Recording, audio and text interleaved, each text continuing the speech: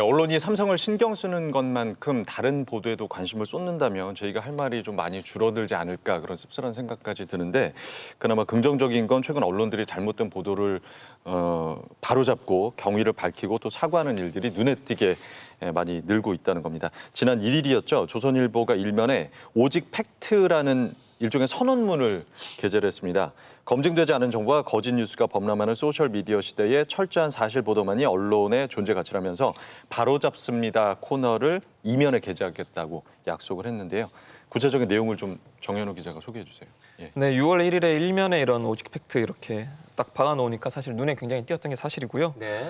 어떤 내용을 전하냐면 먼저 오보로 현실을 중대하게 왜곡하거나 타인의 명예에 상처를 입힌 경우 잘못을 바로잡고 사과하는 것은 물론 오보 경위까지 밝히겠다 이렇게 선언을 했습니다. 또 사실이 틀리거나 오탈자 발생 시에 지면과 인터넷을 통해서 정정하겠다. 또 오랜 시간이 지나 정정 보도를 할 경우에 그 이유를 밝히겠다 이렇게 말을 했습니다. 또 정정 보도는 모든 지역에 하겠다. 상대방의 반론을 충실히 보도해서 우리 사회에 존재하는 다른 견해를 알리겠다. 이렇게 5가지 원칙을 처명했습니다. 네. 조선일보의 새로운 시도 오직 팩트. 저는 오직 칭찬만 하겠습니다. 아 진짜로요? 네. 괜찮으시겠어요? 덧붙이지 않습니다. 네, 오직 칭찬해드리고 싶습니다. 그러니까 정정 사과 보도를 앞으로 굉장히 철저히 하겠다. 뭐 선언, 약속, 다짐 이 정도로 봐도 되겠죠? 어떻게들 보셨어요? 그러니까 저도 이 안내문, 그러니까 이번에 그 게재된 내용 자체는 되게 좋아 보이더라고요. 네. 예. 그러니까 뭐 이런 선언을 한다라는 것 자체도 그렇고 사과뿐만이 아니라 왜 잘못했는지 경위까지 밝히겠다. 그리고 그것을 이면에 배치하겠다라는 것도 되게 좋은 메시지라는 생각이 들었어요. 네. 근데 저는 이제 명실상부 말 그대로 이름과 실제가 같이 맞아 떨어지느냐가 문제인데 의미는 있습니다. 게다가 일면의 의미가 워낙 크니까 이면에 게재하겠다는 것도 대단한 선언적 요소는 맞는데 선언적 요소만 있는 것은 아닐까 저는 좀 앞으로 좀 감시하면서 쳐다봐야겠다는 생각이 들고요. 여기서 문제적인 부분은 5번째입니다. 같은 사실에 대해 다른 해석이 있을 수 있습니다. 본질은 객관적, 과학적, 합리적 시각과 해석을 지지합니다. 이런 경우에도 상대방의 반론을 충실히 보도해 우리 사회에 존재하는 다른 견해를 알리겠습니다라고 했는데 저는 이 부분이 앞으로 쓰이게 될 일종의 조선일보만의 정파적이고 프레임을 미리 갖춘 보도에 대한 사전적인 알리바이는 아닌지라고 좀 약간 의심을 갖고 있습니다. 왜냐하면 지금까지 많은 정정 보도가 있었고 그러나 그 부분에 대해서 특히 객관적이고 과학적이고 합리적 시각이라고 나의 입장에 대한 반영은 있지만 그 반대 입장의 가능성에 대해서는 봉쇄하고 있는 표현이기도 하거든요. 그런 부분에서 이건 좀 언론 소비자들에게 좀 더 감시하라라고 보여주는 어떤 예시가 아닐까라고 생각하고 그런 의미가 맞다면 저는 의미 있다고 봅니다. 네. 참 강유정 교수님은 언제 봐도 정승이만큼이나 참 깐깐해.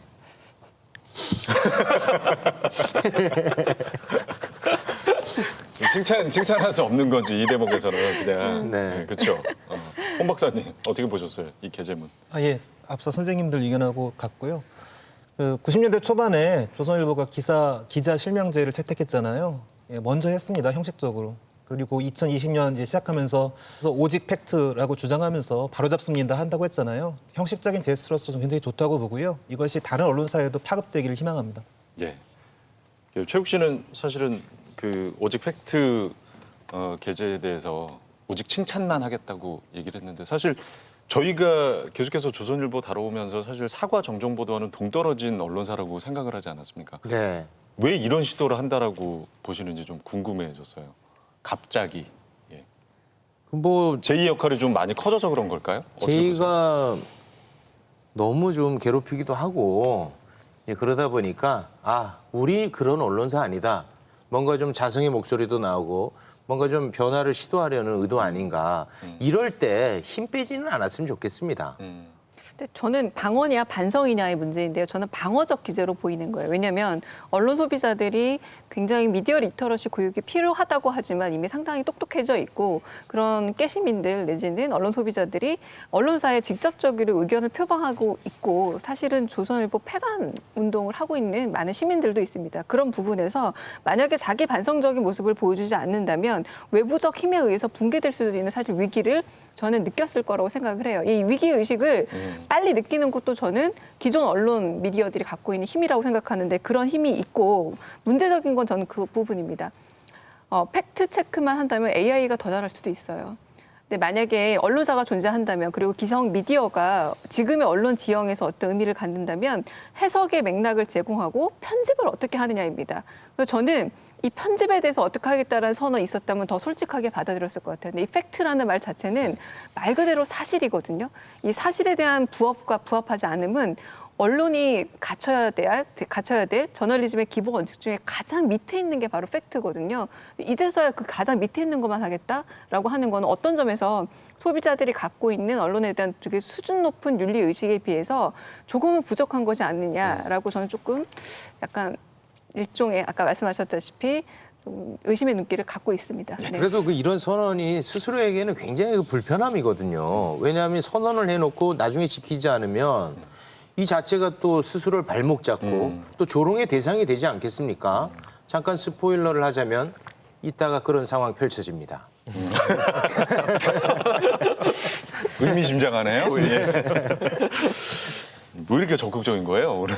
오늘 컨디션 너무 좋아. 오늘 좀 늦잠을 잤어요. 쉬고 와가지고. 자, 그렇다면 조선일보가 오직 팩트, 이 선언 후에 과연 어떤 기사들을 바로 잡았는지 한번 저희가 살펴봤어요. 먼저 6월 1일에는 5월 22일자 일부 지역 배달판에 윤미향 전 대표를 윤미향 교수라고 잘못 써서 바로 잡는다고 했고요. 2일에는 유평리를 유명리라고 또 서부 텍사스산 원유를 석유 텍사스산 원유라고 잘못 써서 바로 잡았습니다. 5일에는 역사 속 연도가 틀려서 바로 잡았고요. 카르 복시산염의 분자식을 잘못 표기해서 또 16대 국회 1호 법안과 관련된 팩트를 2군데나 틀려서 정정을 했습니다. 개수만 보면 정정한 게 꽤 많아요. 아유, 이 정도야 그 독자들이 다 정정하면서 읽죠. 에휴. 그 일면에 대대적으로 나 이렇게 고치겠다라고 선언한 것 치고는 정말 일부러 그랬나 싶게 단순 오탈자들 네. 위주로 정정을 하고 있는 겁니다. 그러니까 제가 아까 AI란 말을 했다시피 사실관계를 확인하면 다 드러나는 사실들. 그럼으로 인해서 기자가 고도의 맥락적 해석을 해서 다시 정정해야 될 필요가 없는 단순 오탈자들을 이렇게 정정하고 있다는 거고요. 만약에 바로잡습니다라는 이 부분에 그리고 오직 팩트라는 이 선언이 진정한 의미를 가지려면 만약에 전 국민을 정말 교정 편집자로 만들고 맞춤법을 다 맞도록 그리고 어떤 부분에서 어떤 게 올바른 표현인지 알게끔 하는 그런 국어 교과서로서의 편집자를 원하는 게 아니라면 이걸 가지고 정정 보도의 어떤 알리바이로 삼는다는 건 상당히 부족하지 않을까라는 생각이 듭니다. 예. 자, 윤미향 의원을 교수라고 쓴 건 그야말로 단순한 실수로 보이는데 오탈자보다 사실 더 중요한 문제가 있습니다. 정작 허위나 왜곡 보도 논란이 일었던 기사들은 고치긴 했는데 좀 보도록 하죠. 좀 헷갈려요. 5월 30일자 윤미향 자기 딸 학비 김복동 장학금으로 냈다는 온라인 보도는 제목에 단독까지 달았습니다. 윤미향 내 딸 김복동 장학생으로 대학 입학했다로 정정을 했습니다. 언뜻 보면 이게 바뀐 거 맞나 싶을 정도인데 어떻게 좀 봐야 될까요? 사실상 바뀐 게 없어요. 김복동 장학금을 김복동 장학생으로 바꾼 건데 여기서 더 문제적이고 한편 반성해야 될 부분이 뭐냐면 김복동 장학금이 2016년도부터 시작됐다라는 걸 사실 이미 명기하고 있습니다. 그런데 이 기사의 출처는 뭐냐면 2012년 3월 13일 윤미향 의원의 그때는 그냥 윤미향이라는 일반인이었죠. 페이스북을 보고 썼다라는 겁니다. 그런데 이 두 가지 사실이 충돌하고 있음에도 불구하고 그냥 장학금이라 썼다라는 건 단순한 실수가 아니라고 생각이 저는 들고요. 그래서 어떤 점에서는 프레임을 위해서 김복동 장학금을 받았다라는 이 프레임을 만들기 위해서 어떤 확인 가능했던 이미 새롭게 밝혀진 페이스북의 어떤 정보가 아니라 이걸 활용해서 기사를 썼는데 잘못 활용한 것에 대한 정정 보도를 써야 하는데 장학금이 아니다. 그리고 장학생이다라고 자꾸 수정만 한다라는 거는 오히려 진짜 의도를 감추려고 하는 의도가 있는 게 아닌가라는 생각이 들기도 합니다. 홍 박사님. 네. 예, KBS 그 인기 있는 유튜브 방송 있잖아요. 댓글 읽어주는 기자 뭐 이렇게 제가 시청하다가 이 맥락을 좀 설명하더라고요. 이 기사가 나왔을 때 기자들의 반응이 어땠는지. 그때 KBS의 당직 기사가 이 조선일보 이 기사가 딱 뜨는 거 보고 나서 너무 충격적이라서 실제로 만약에 그렇다고 한다면은 크게 문제가 될 수 있겠다라는 생각이 들어가지고 이후에 이제 후속 취재를 하려고 들여다 보니까 좀 기사가 이상하다라는 거예요. 페이스북에 그런 메시지가 있다라는 것만 나와 있지 실제 그 취재원한테 그러니까 윤미향 의원 측에 전화해본 게 없다라는 거예요. 그래가지고 전화를 해보니까 아니 그 시차가 있다 몇 년이나 시차가 있다 단지 페이스북에 예전에 어떤 느낌으로 적은 거다라는 식으로 해명을 들으니까 아 이게 생각만큼 그렇게 큰 뉴스가 아니구나. 그래서 그날 저녁에 KBS 9시 뉴스에서 이 기사가 킬됐다라고 얘기했던 거를 제가 이 유튜브 방송에서 본 기억이 있거든요. 예. 그러니까 이 기사는 취재 과정이 이 조선일보의 기자는 취재 과정이 페이스북 검색이었던 거예요. 인터넷 서치였던 거죠. 거기서 끝이었던 거죠. 그리고 거기서 끝이었던 것에서 한 걸음 더 나아가가지고 윤미향 측에다가 전화를 했어야 되는데 그 과정 자체도 없었다. 그런 면에서 이 기사는 취재 과정에 대한 반성까지 나왔어야 됐었어요. 만약에 정정을 한다면은. 예. 근데 그건 없고 페이스북에 있었던 작구 하나만 바꾼 거예요. 그러니까 장학금이 아니라 장학생으로 이 작구 하나만 바꾼 거죠. 이런 어떤 수정과 정정이라고 한다면은 그렇게 만족스럽지가 않은데요. 주변에서 많은 어떤 취재가 단순히 인터넷 서핑에 그쳤다는 어떤 비판이 있다면 거기에 대해서도 사실은 바로잡습니다 해서 해명을 했어야 되지 않았을까 싶습니다. 예. 저는 이 처음 나온 기사를 보면요. 딸 학비 김복동 장학금으로 냈다.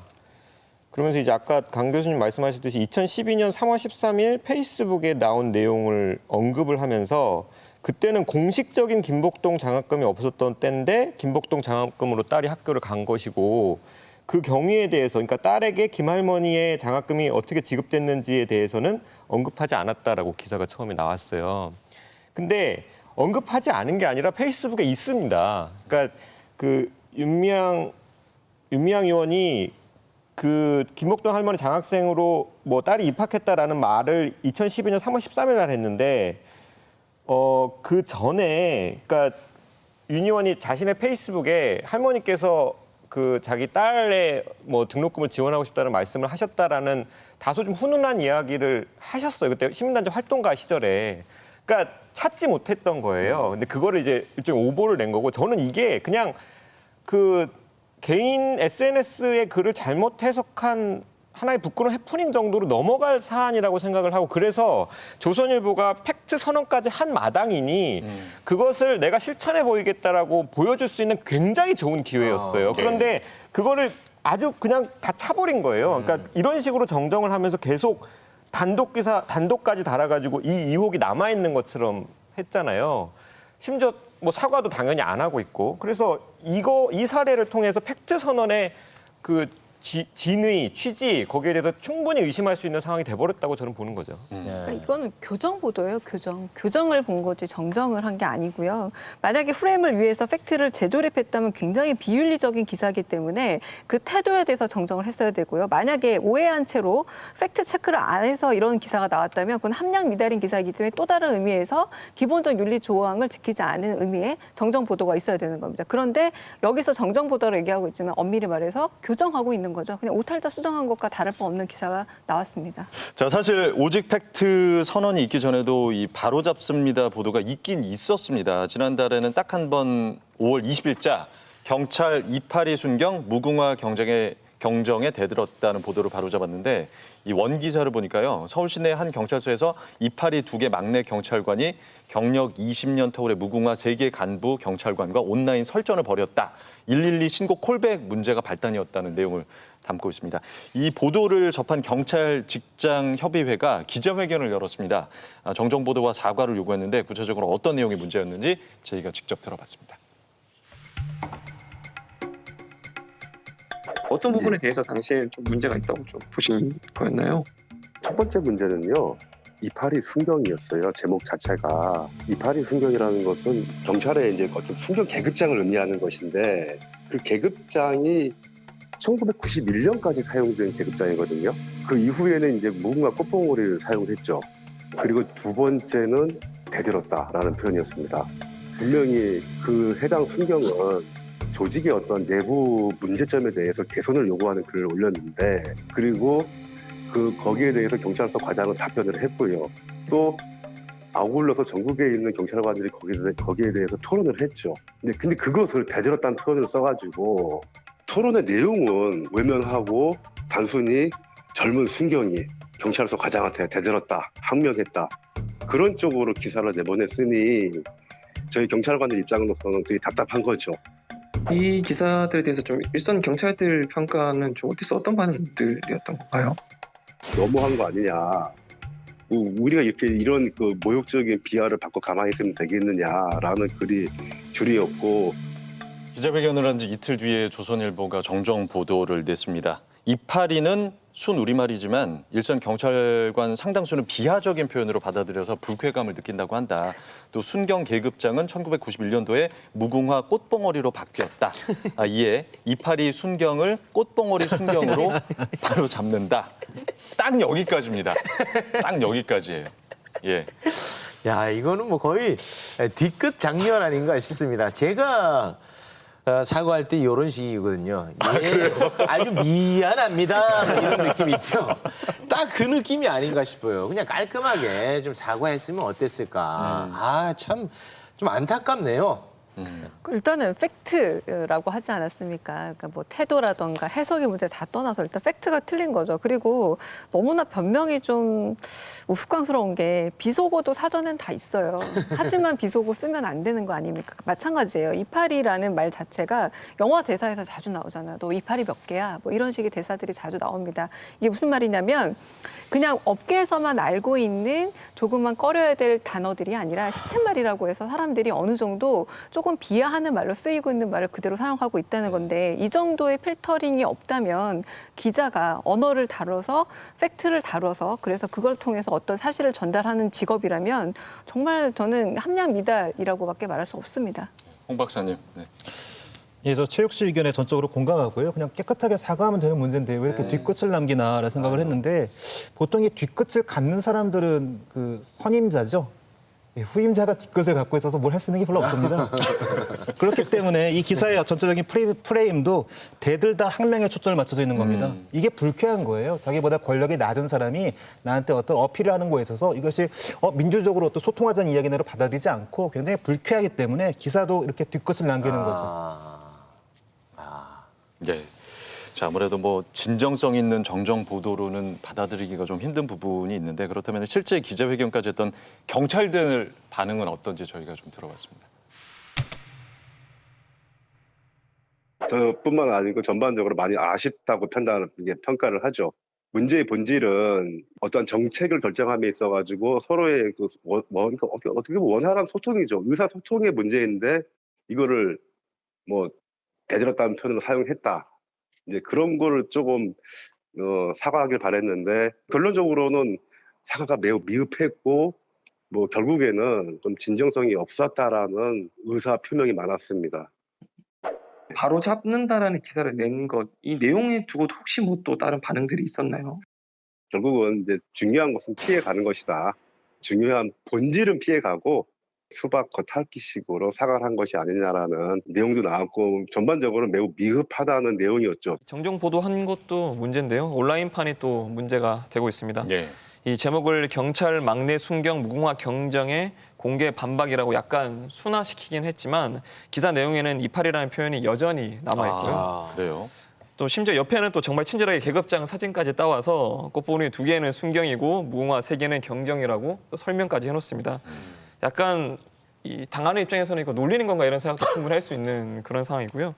상황이 이렇다 보니까 이 경찰 쪽 입장을 알아보기 위해서 연락을 드렸을 때 이분이 이 정정 보도 또 정정 보도에서 어떻게 보냐라고 하니까 되돌아오는 반응이 자꾸 헛웃음을 하시는 거예요. 본인이 보면서도 어처구니가 없고 황당한 입장이 전화 통화에서도 뭐 그대로 느껴졌습니다. 네. 예. 하나를 고치나 싶더니 하나를 빼먹고 참 그 정정 사과 보도에 있어서 굉장히 완벽함을 기하지 못하는 그런 모습인데 반면에 5일자 지면에는 바로 잡습니다 기사 바로 옆에 정정 보도문 하나가 눈에 띄죠. 예, 이건 좀 구체적입니다. 이게 뭐 최근에 저희가 이제 이 사안을 다루기로 하면서 살펴보다 보니까 굉장히 좀 눈에 띄는 거예요. 앞서 예. 말씀드린 것처럼 뭐 사소한 표현, 단순한 오기 이런 것들에 대해서만 고치다가 웬일이야 이거 좀 제대로 고쳤네? 제대로 바로 잡았네 이런 내용이 보이는 겁니다. 근데 사실은 이게 법원 판결이 있었기 때문에 이런 게 실린 거거든요. 문제가 된 게 지난해 1월에 측근의 친척 그 아들까지 연결된 매입 노른자 블록 30% 장악이라는 제목의 기사가 문제가 됐던 건데요. 손혜원 당시 국회의원의 최측근인 최옥희 이사의 친척과 그 아들이 이 목포 지역에 건물 4채를 매입했다는 주장이었습니다. 근데 이게 확인해 보니까 정작 이 건물 4채 주인이 최 이사의 친척도 아니고 친척의 아들도 아니라는 게 법원 판단으로 나온 겁니다. 그러니까 이게 기본적인 사실관계가 틀렸기 때문에 이런 것에 대한 법원 판결이 있었고 그걸 충실히 따른 내용인 거죠. 그러니까 충분히 이렇게 할 수 있는 부분인데 왜 다른 정정 보도나 바로잡는 내용들은 이렇게 하지 않느냐 이런 거에 대한 좀 비판적 의견이 생기는 게 사실입니다. 예. 실제로 당시 그 투기 의혹의 정점에 달한 상황이었고요. 이 보도 당일에 손 전 의원이 페이스북에 적극적인 반박 글을 올리기도 했습니다. 소개해드리면 기자가 최옥희 씨에게 사실관계 확인을 하지 않고 오보를 냈다. 건물주라는 61세 최모 씨의 고모가 52세라는 것은 거의 있을 수 없는 일이다라고 썼습니다. 그 진짜 말씀하신 대로 기사의 어떤 기본적인 사실관계가 틀렸어요. 완전히 틀렸고. 그렇다면 이때 바로 확인을 해서 바로 잡았다면 진짜 깔끔하게 마무리가 됐었을 것 같은데 왜 이렇게 시간을 좀 끌었을까요?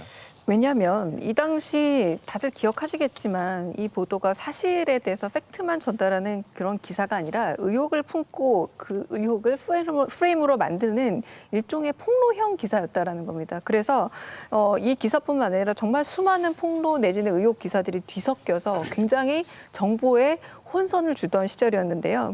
그러므로 정정을 한다면 단순히 자꾸 수정이라던가 그 당시 잘못 알았다라는 사실에 대한 정정뿐만 아니라 이 폭로로 인해서 어떤 식의 1, 2차 혹은 피해가 없었는지에 대한 점검도 있어야만 저는 진정한 정정이고 그리고 기자로서의 반성이라고 생각을 하는데 네. 뭐냐면 의혹 보도에 대해서 책임을 져야 한다는 겁니다. 지금 의혹 보도는 폭로 저널리즘이라는 이름으로 굉장히 남발되고 있기 때문에 그게 마치 언론의 순기능인 것처럼 아무 사안이나 어떤 사안이나 일단 점검 없이 그리고 사실에 대한 팩트 체크 없이 의혹을 굉장히 많이 뿌려놓으면 마치 건전하고 건강한 언론인 것처럼 자기의 어떤 존재 이유를 거기서 찾고자 하는데 이런 순간에 내가 미친 영향이요. 그리고 저는 언론 소비자들에게 미친 어마어마한 혼란을 반드시 돌아봐야만 진정한 정정 보도로서 의미를 갖는 것이다라고 말하고 싶습니다. 네, 홍 박사님. 네, 바로 정정할 수 있었는데 이게 몇 개월씩이나 걸렸다는 게 좀 이해가 안 되는데요. 이해가 됩니다. 이해가 됩니다. 의도가 있었다는 거죠. 그러니까 강 선생님께서 말씀하셨듯이 어떤 프레임이 작동을 했고 이거는 사실관계보다 어떤 나의 이해관계를 관철시키려는 고집, 의도 이런 것들이 있었다는 걸 알 수 있는 대목입니다. 그러면 이 오랜 기간 동안 그것들을 바로잡지 않았던 것에 대한 책임을 져야죠. 왜 우리가 빨리 반응하지 못했는지에 대한 이야기를 해줘야 되는데 이 정정보도만 봤을 경우에는 그냥 아주 기초적인 사실관계만 나와 있어서 저는 이 정정보도가 그냥 기사가 쓰다가 만 것 같은 느낌이 듭니다. 일단 사실관계를 밝히고 그다음에 이제 이야기를 해야 되는데 그 네. 부분이 안 나오니까요. 네, 아까 제가 분명히 말씀드렸죠. 오직 팩트 선언문이 언젠가는 발목을 잡고 조롱의 대상이 될 것이다. 바로 이게 딱 거기에 해당됩니다. 자, 왜냐하면요. 자, 법원 판결이 작년 10월에 있었는데 정정 보도까지 7개월이 걸렸어요. 근데 오직 팩트 선언문을 보면은 이렇게 그 오래 시간이 지나서 정정 보도를 할 때 왜 그렇게 오래 걸렸는지 이유를 밝히겠다고 3번에 정확하게 나와 있습니다. 예, 예. 그런데 여기에는 그 이유가 전혀 나와 있지 않아요. 이럴 거면 오직 팩트 선언문을 정정하라. 이런 조롱을 합니다. 네. 이번에 나온 그 정정보도 기사만 보면은 조선일보가 우리가 꼭 굳이 할 필요는 없지만 팩트 선언까지 한 마당이니 팩트를 존중하는 차원에서 할게라는 것처럼 보여요. 그런데 배경을 보면 이제 법원의 정정보도 명령이 있었고 손해배상 명령까지 심지어 있었다라는 거잖아요. 그러니까 어쩔 수 없이 한 거예요. 근데 거기에 대한 설명이 없었다라는 게 일단은 굉장히 좀 문제적으로 보이고 이게 이제 그 지금 윤미향 의원에게 하듯이 그때도 이제 손혜원 의원에 대해서 약간 그 총공세가 있었을 때잖아요. 근데 그 중에 하나로서 이제 이런 기사가 나왔던 것이고 기사 내용만 봐도 분명히 그 정치인 한 명을 겨냥해서 쓴 기사가 결국 허위 기사로 확인이 됐단 말이죠. 그러면 정정 보도만 할 것이 아니라 그 대상에 대한 사과도 반드시 있어야 되는데 그 내용이 없다라는 것도 굉장히 문제적으로 보입니다. 예. 자, 녹화한 날인 6월 10일자 바로잡습니다에도 3월 기사에 대한 정정이 이루어졌습니다. 미 FDA 한국 진단키트 사전 승인 알고 보니 외교부의 가짜 뉴스라는 기사가 사실이 아니었습니다. 예, 정현우 기자. 네. 사실 이것도 뭐 제대로 된 바로잡은 내용이었길래 살펴봤더니 역시 언론중재위원회 조정으로 바로잡은 내용이었습니다. 3월 28일에 외교부가 국내 3개 업체 진단키트가 FDA FDA 긴급 사용 승인 절차상 사전 승인을 받았다는 내용의 보도 자료를 배포를 했는데 이틀 뒤에 조선일보가 외교부가 결론 나지 않은 FDA 코로나19 진단 키트 승인권을 다 처리된 것처럼 부풀려 발표했다는 지적이 나온다. 그래서 가짜 뉴스다 이렇게 보도를 했습니다. 그런데 외교부는 사실 외교부 발표가 사실이다. 3월 27일에 사전 승인을 미국 정부가 통보해 왔기에 바로 잡는다. 이렇게 한 거죠. 네.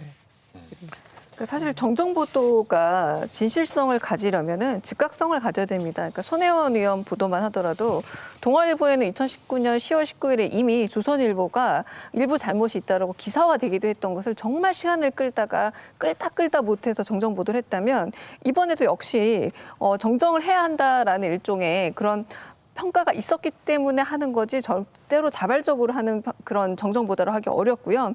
그래서 보도 당일 외교부가 오히려 승인 과정 등 상세한 설명을 해서 반박자를 줬습니다. 이게 만약에 팩트에 충실하고자 했다면 팩트 체크가 바로 된 겁니다. 그러니까 정정 보도가 바로 이루어졌어야 되는 거죠. 그럼에도 불구하고 계속 시간을 끌었다는 건데 정정 보도가 이렇게 시간을 끌면 결국은 사람들한테 망각을 기대하는 거고 이런 시간차 자체가 정정 보도의 진실성을 굉장히 훼손한다라는 걸 말하고 싶습니다.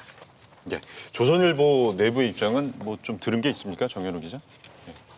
네, 이 바로잡습니다 관련해서 조선일보 사측의 입장을 물었는데 네. 아직까지 답변을 받지는 못했습니다. 다만 조선일보 노보를 통해서 내부 분위기, 그러니까 바로잡습니다 코너에 대한 내부 기자들의 분위기는 짚어볼 수 있었는데요. 예. 5월 28일자 노보에 지면 오류 수정을 통해 언론 본연의 기능을 강화하자는 취지에는 공감한다. 하지만 마치 지금까지 하루에 하나 이상의 오보를 내왔다는 얘기 같다거나 상대적으로 저연차 기자들의 기사나 덜 민감한 기사들만 제사상에 오르는 거 아니냐 이런 기자들의 우려가 실렸고요.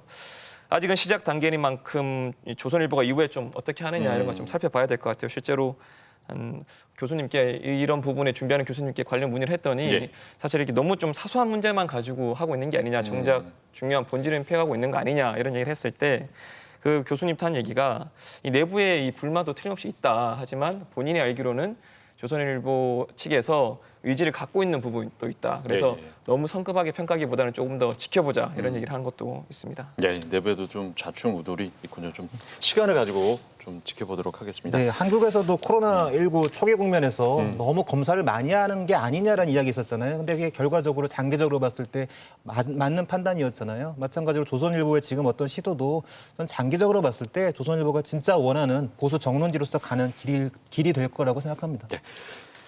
그런가 하면 최근 상당히 이례적인 정정 보도를 내놓은 매체가 있었죠. 바로 한겨레의 윤석열 검찰총장 별장 접대 의혹 보도에 대한 정정 보도가 그것입니다. 2019년 10월 기사인데요. 일면에서 윤석열도 별장에서 접대, 검찰 윤중천 진술 덮었다. 또 3면에서는 수차례 접대 진술 나왔는데도 검찰 수사도 감찰도 안 해. 라면서 심각한 의혹을 제기했습니다. 지난 5월 22일에 1, 2면에 걸쳐서 사과와 정정 보도를 냈습니다. 한겨레가 1면을 할애해서 사과를 했습니다. 일반적인 그 정정 보도 관행에 비춰봤을 때 꽤 이례적이죠. 어떻게 보셨어요? 네, 이 기사에서 이 글에서 굉장히 인상적인 문장이 하나 있었습니다. 언론은 항상 오보의 위험을 안고 있습니다. 하지만 이에 어떻게 대응하느냐에 따라서 신뢰받는 언론과 그렇지 못한 곳이 갈립니다. 저는 이 말이 굉장히 인상적이었고요. 그래서 이렇게 일면에다가 떡하니 사과를 하는 걸 보니까 굉장히 강렬한 느낌을 받았습니다. 어떤 의지 같은 것도 좀 보였고요. 그리고 형식적으로도 굉장히 좀 뛰어난 사과문이라고 좀 보여지는데요. 보도 경위 밝히고요. 보도의 문제점 이야기하고요. 마지막으로는 독자에 대한 약속으로서 마무리하는데요. 어떤 이런 형식들은 다른 언론사들도 이와 같이 사과를 할 수 있는 형식으로서 참조해 볼 만하다라고 생각합니다. 네. 그러니까 이 사과에 대해서는 사실 과하다는 비판도 있는 것으로 아는데 제가 봤을 때는 이게 과하다라는 느낌이 들진 않더라고요. 왜냐하면 그때 이 기사의 영향력이 굉장히 컸었고 그 내용을 보면은 사실 증언이 있지 어떤 구체적인 증거가 나와 있지 않은 상태에서 굉장히 큰 의혹을 제기를 했던 거거든요. 그래서 거기에 대한 잘못을 인정한 만큼 일면에 사과한 것이 과하다라는 생각은 들지 않고 그리고 사과를 할 때 그 일종의 가해자가 자기 사과하는 모양새에 신경을 쓰는 모습을 보이면 그 피해자 입장에서 굉장히 불쾌하거든요. 그러니까 그 신경 쓰는 모양새를 오히려 안 보이는 게 사과의 정석이라고 할 수 있는데 그런 면에서도 긍정적이었다. 그리고 이제 홍 선생님 말씀하신 것처럼 이 구성이 저는 다른 언론사에서도 사과할 때 좀 모델로 삼아야 될 구성이라는 생각이 들어요. 네. 근데 뭐 제가 보기에는 개인적으로 이게 형식적으로는 뭐 본받을 만한 점도 있겠지만 내용적으로는 여전히 좀 아쉬운 부분이 있는 게 사실입니다. 어떻게 표현을 했냐면 법무부 과거사위원회 보고서에는 온 적이 있는 것도 같다라는 진술만 있으나 수차례 접대를 받았다라는 식으로 부적절하게 표현했다. 그러니까 이런 부분에 대해 사과를 한 게 이게 부적절한 표현을 넘어서서 완전히 잘못된 표현을 한 거거든요. 이게 온 적도 있는 것 같다는 거랑 수차례 접대를 받았다라는 건 완전히 다른 표현이고 이 정도가 너무 다르기 때문에 이런 것들을 좀 사과를 하면서 좀 명확히 해야 되는데 좀 두루뭉술 넘어가려고 하는 게 아니냐 이런 의도가 좀 보인다. 그래서 이거 관련해서 한국기자협회에서도 이 관련 내용을 다루면서 비슷한 한계를 직접적으로 언급을 하고 비판하기도 했습니다. 네. 어떤 거냐면 한겨레가 일단 보고서 전문을 공개하지 않았고 두 번째로는 사실 확인이 불충분하고 후속 보도 준비가 미흡했는데도 과도한 표현을 써가면서 기사를 급하게 낸 이유에 대해서도 설명을 안 했다. 또 취재 보도 과정의 책임자가 누구였는지 설명이 좀 부족했다 이렇게 지적을 했습니다. 예, 이러다 보니까 법적인 문제를 해소하기 위해서 일면의 사과문을 게재한 게 아니냐는 의심의 눈초리도 있습니다. 윤석열 총장이 보도 당일이죠. 한겨레를 명예훼손 혐의로 고소를 하면서 취재 과정을 공개하고 공식적인 사과 입장을 같은 지면에 게재를 한다면 고소를 유지할지 재고하겠다는 입장을 밝혔는데 실제 한겨레에 사과가 있었고 나흘 만에 윤 총장이 고소를 취하했습니다. 일각에서는 윤 총장이 강경 대응을 했기 때문에 한겨레가 타협을 한 게 아니냐 이런 시각도 있는데 어떻게 좀 보세요? 제 경험상으로는 한겨레가 뭐가 무서워서 뭘 하거나 또 무서워서 뭘 안 하거나 이런 조직은 아니라는 개인적인 판단이 좀 있어가지고 그런 이유라고는 생각은 안 되는데 가장 확실하게는 다음 스텝을 우리가 지켜보는 거겠죠. 그러니까 이런 비슷한 실수를 해서는 안 되겠지만 설사 했을 때 그것이 뭐 윤석열 검찰총장 같은 그런 거물급 인사가 아니었더라도 비슷한 식의 사과를 해내느냐를 보면서 우리가 판단하면 될 거라고 생각합니다. 저는 정정 보도가 일종의 사과의 정치학으로 좀 쓰이고 있는 부분이 없지 않아 있습니다. 왜냐하면 좀 진보 언론이라고 얘기하는 쪽에서는 사과를 할 때 굉장히 왜 그랬는지 어떤 부분 때문인지 굉장히 명백하게 밝히지만 지금 보수 언론에서 정정 보도를 할 때는 지금 여러 편을 우리가 지금 다룬 얘기만 보더라도 굉장히 사실 잘못된 부분만 고치겠다라고 해서 이건 사과가 아니라 어떤 점에서 내가 프레임을 제공했지만 이 프레임에 대해서 좀 실패했기 때문에 그 부분에서는 실수를 인정한다 정도지 결코 자기 반성이 아니라는 게 좀 아쉽고요. 그래서 지금 이 건 같은 경우는 윤 총장이 강경 대응을 해서 법적 대응에 나섰고 그리고 상대가 바로 검찰이라는 되게 명확한 어떤 상대가 있었다는 겁니다. 어떻게 보자면 저는 이해 관계자 내지는 당사자이기도 한데 그럴 경우에는 어떤 점에서 왜 이렇게 올바른 사과의 정석을 받아냈는가 상당히 굉장히 힘이 세서라는 생각이 드는데 반대로 보수 언론에서 소위 폭로 저널리즘이라는 이름으로 굉장히 많은 의혹들을 쏟아냈을 때 그것에 대해서 이런 방식으로 의혹 보도들에 대한 책임을 졌던가 저는 한 번도 보지 못했던 듯 싶어요. 그러다 보니 결국은 정정 보도를 사과로 하는 쪽은 대개들 바로 진보 언론들이고 정정 보도를 그냥 팩트 체크를 잘 못했다는 실수를 하는 거는 보수 언론이고 이 양쪽의 불균형이라는 건 분명히 있다라고 여겨집니다. 네. 맥락에 뭐 전혀 맞지 않는 말씀인데 검찰도 잘못한 일을 사과하는 모습 보여줬으면 좋겠네요. 맥락이 맥락에는 안 맞는다고 제가 알고 있습니다. 네. 예.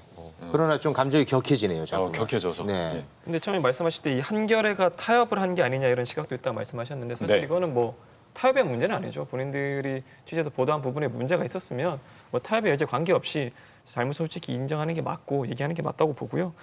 다만 이게 특별히 좀 주목을 받았던 게 일면에 대대적으로 걸어서 한겨레가 좀 사과를 하는 경우에 어떤 정석적인 모습을 보여준 거 아니냐 이런 얘기도 있었는데 또 참고할 점은 윤석열 총장이 분명히 이런 부분을 얘기를 했다는 거예요. 본인들이 일면에 걸쳐서 대대적으로 보도를 했기 때문에 일면에 사과를 해야 이 부분을 좀 치열한다는 얘기를 한 것도 있어서 과연 윤석열 총장이 그 정도로 얘기하지 않았으면 과연 한겨레가 이 부분을 좀 정정 보도할 때 일면에 과연 이렇게 대대적으로 했을까 그런 부분에 대한 생각은 좀 다시 하게 됩니다. 홍 박사님. 일단 사과를 하는 뒤라서 뭐 말을 덧붙이는 게 좀 조심스럽긴 한데요. 뭐 일단 사과가 됐으니까 뭐 한마디 더 보탠다고 한다면은 저는 여기서 검찰총장이 언론사에게 사과를 요구하는 게 좀 맞나? 뭐 이런 생각이 좀 들어요. 그러니까 물론 형식적인 사과를 요구할 수는 있어요. 근데 이걸 고소를 해가지고 사과를 받아내려고 하는 게 맞나? 이건 조금 따져볼 문제가 아닐까 싶어요. 그러니까 검찰총장이니까 고소 권한을 아주 책임자인데 고소권을 갖고 있는 총책임자인데 언론사에 대한 이러한 고소 고발이 자칫 언론을 심각하게 위축시키지는 않을지 이 부분에 대해서 이제 우리가 좀 진지하게 좀 고민해야 할 시점. 시스템은 아닌가라는 생각도 듭니다. 이런 어떤 논란이 잘 이야기되지 않는 것은 좀 아쉬운 부분입니다. 자, 이쯤에서 좀 같이 고민해 볼 만한 해외 사례를 한 가지 좀 소개해 드리겠습니다. 최근 미국에서 조지 플로이드의 사망에 항의해서 대규모 시위가 지금 이어지고 있죠. 매일같이 관련 보도들이 쏟아지고 있는데 지난 3일 미 공화당 소속 톰 코튼 상원 의원이 뉴욕타임스 온라인판에 군대를 동원해서 반인종차별 시위를 진압하라는 기고문을 실어서 논란이 됐습니다. 논란의 초점이 구체적으로 뭔지 좀 정현우 기자가 소개해 주세요. 당연히 독자들은 굉장히 크게 반발을 했고요. 뉴욕타임즈 기자들도 마찬가지로 반발했습니다. 뉴욕타임즈가 인종차별에 동조했다. 또 소속 흑인 직원들을 위험에 빠뜨리는 행위라는 그런 얘기들을 했습니다. 뉴욕 언론인 노조도 코튼 의원의 기고문은 증오를 조장한다. 또 언론은 맥락과 주의 없이 권력의 목소리를 증폭시킬 것이 아니라 권력에 대한 책임을 추궁할 책무가 있다. 이런 내용의 성명서를 발표를 했습니다. 예, 보도 다음 날 오피니언란의 담당 편집자가 해당 기고문을 읽지 않고 발행했다 이렇게 시인을 했습니다. 그날 밤에 뉴욕타임스는 문제가 된 기고문이 자사의 기준에 맞지 않는다는 성명을 발표를 하고요. 일요일에 발행되는 지면에는 싣지 않겠다 이렇게 얘기를 했습니다. 결국 편집 과정에서의 문제를 인정을 하고 개선하는 것으로 마무리가 된 건데 잘못을 인정하고 사과가 있기까지 굉장히 시간이 빨랐습니다. 그리고 메시지도 분명했고요. 굉장히 인상적이었어요. 어떻게들 보셨습니까? 저는 정말 한국 언론이 배워야 하는 부분이 바로 이 부분이 아닐까 싶습니다. 한국 언론에서 특히 컬럼란에서 외부 필자들을 동원해서 과도하게 검증되지 않은 어떤 프레임들을 남용한다라거나 내지는 일종의 혐오까지 불러일으킬 수 있고 팩트 체크도 제대로 되지 않은 얘기들을 고스란히 실어서 이거는 우리의 의견과 관계없다라는 밑에 하나의 어떤 문구 하나로 모든 것을 책임을 면피하려고 하는 모습들을 많이 보여주고 있는데 바로 이 뉴욕타임즈의 대응 과정을 봐야 된다고 생각합니다. 왜냐하면 언론이 말하는 중립성이라든가 권력 감시 기능 이 모든 것들도 기본적으로는 혐오와 편견에서 거리를 두어야만 그것이 성립 가능한 것이 되기 때문인데 개선 가능한 의견들을 서로 다른 의견을 실는 거는 문제가 아니지만 그 의견을 싣는 것 자체로 이게 대단히 아주 편견 어린 많은 혐오의 어떤 그런 반응들을 이끌어낼 수 있다면 그걸 배제하는 것이야말로 오히려 윤리적인 편집권이라는 것이고요. 그래서 여기서 말하고 있는 뉴욕타임즈의 대응 과정 역시도 이 편집권이라는 게 막중한 권력이기도 하지만 괄호 열고 책임이기도 하다라는 걸 보여주는 사례가 아닌가라는 생각이 듭니다. 네.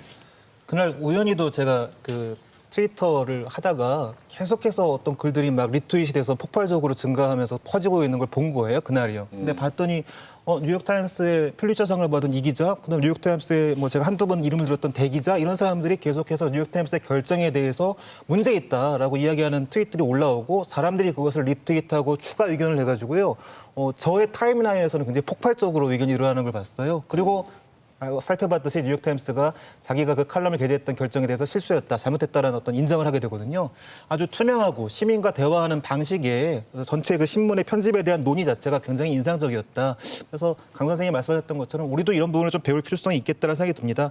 사실 이제는 우리가 디지털 안에서 기자가 썼던 글이 그냥 신문에 남아서 끝나는 게 아니잖아요. 디지털 세상에서는 기사가 계속해서 재활용되기도 하고 시민들이 의견을 보태기도 합니다. 그런 의미에서 편집의 또 다른 주체로서 시민들이 어떻게 이야기를 하는지도 좀 귀담아 들을 필요성은 있어 보입니다. 예. 저는 이게 그 내부 토론을 거쳐서 입장을 정정하고 거기에 맞춰서 이제 대응한 것도 좋지만 그 과정을 공개했다라는 게 특히 좋아 보이는데요. 독자들 입장에서는 이 과정을 보면서 어떤 생각을 가질까? 저들도 실수할 수 있구나. 실수에 대해서 고민하는구나. 고민해서 그 결과를 가지고 뭔가 책임지는 모습을 보이는구나.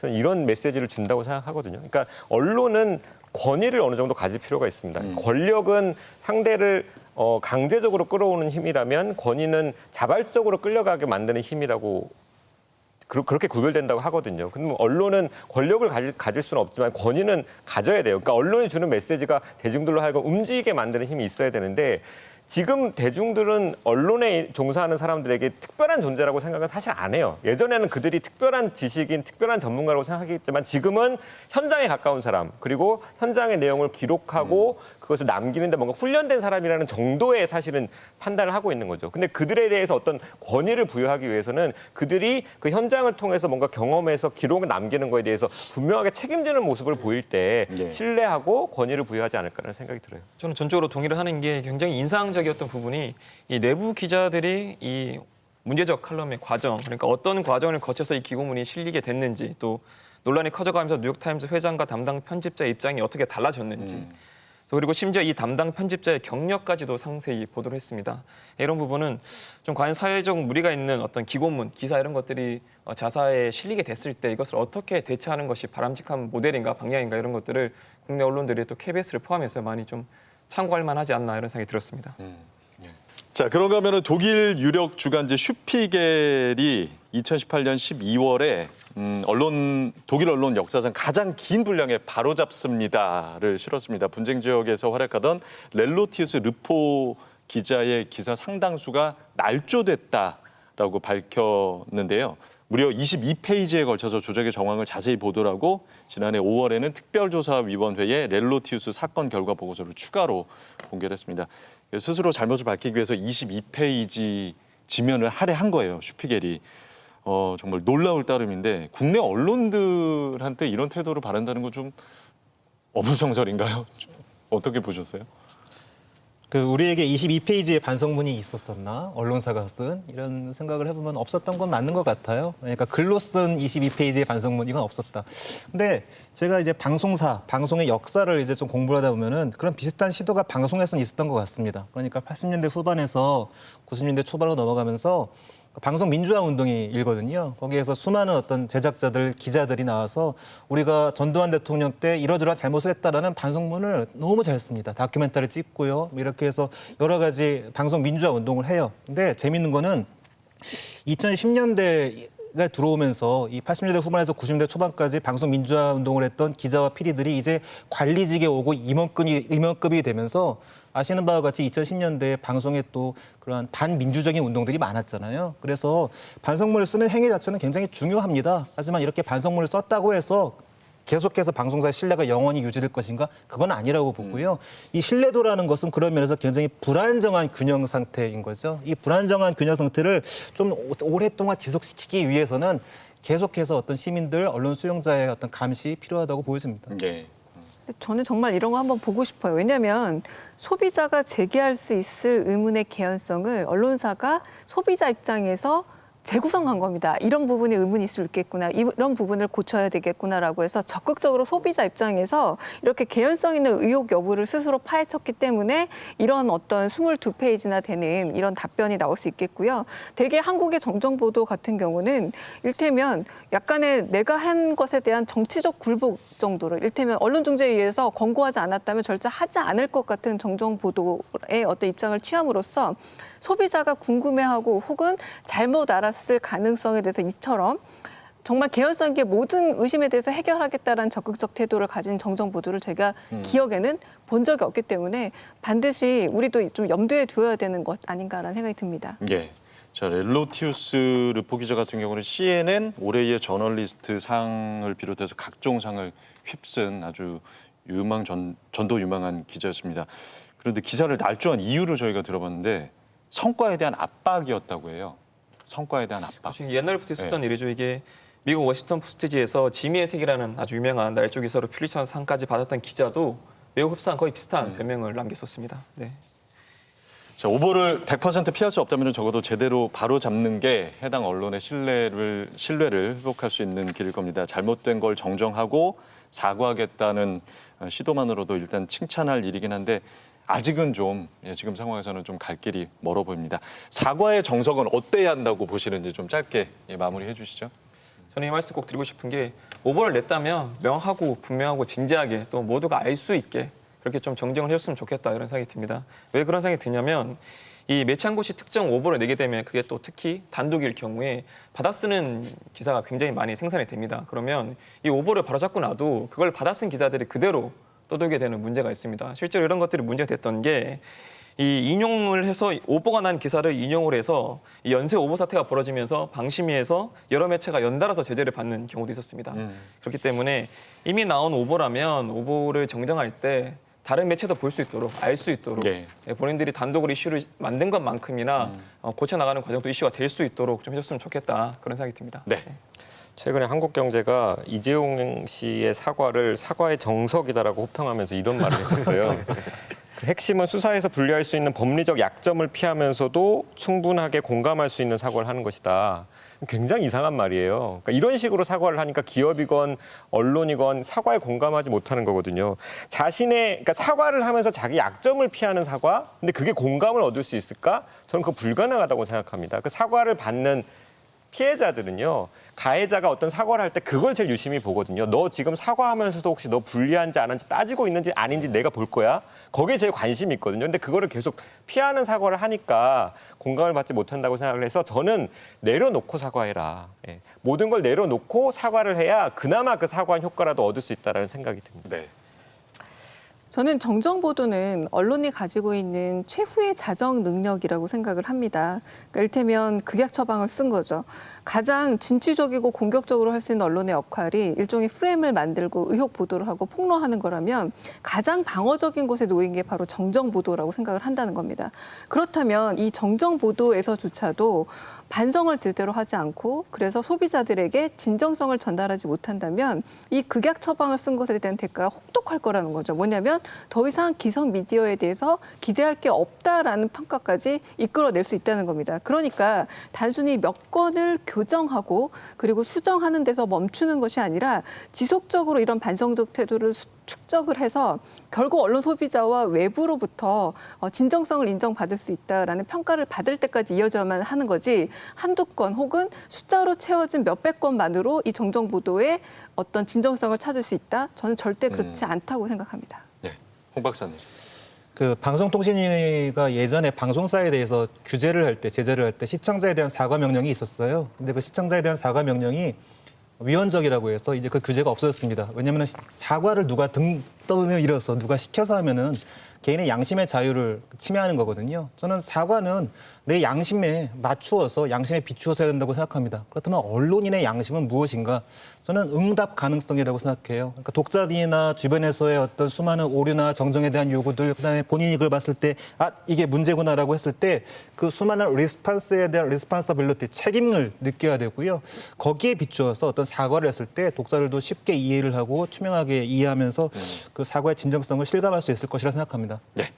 자, 저널리즘 톡쇼 제2 오늘 준비한 내용은 여기까지입니다. 이 방송은 KBS 1TV, 마이K 웨이브, 유튜브, 페이스북을 통해서도 만나실 수 있습니다. 언론개혁 끝까지 함께하겠습니다. 다음 주 일요일 밤에 다시 찾아뵙겠습니다. 고맙습니다.